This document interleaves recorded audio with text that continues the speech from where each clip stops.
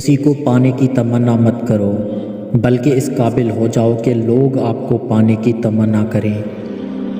ہر انسان اپنی زبان کے پیچھے چھپا ہوا ہے، اگر اسے سمجھنا چاہتے ہو تو اسے بولنے دو۔ جس طرح درخت کی قیمت اس کے پھل کے حساب سے ہوتی ہے، اس طرح انسان کی قیمت اس کے اخلاق کے حساب سے ہوتی ہے۔ زمانے کا شکوہ نہ کرو بلکہ خود کو بدلو، کیونکہ پاؤں کو گندگی سے بچانے کا طریقہ جوتا پہننا ہے، نہ کہ سارے شہر میں قالین بچھانا۔ جو نیکی کر کے خوش ہوا اور برائی کر کے پریشان ہوا وہ مومن ہے۔ وہ نیکی بڑی معتبر ہے جس کا گواہ اللہ سبحانہ تعالیٰ کے سوا کوئی نہ ہو۔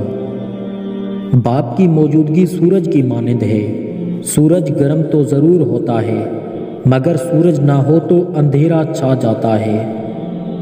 جب غصہ آتا ہے تو تنہا آتا ہے، لیکن جاتے ہوئے اپنے ساتھ عقل، اخلاق اور خوبصورتی کو بھی ساتھ لے جاتا ہے۔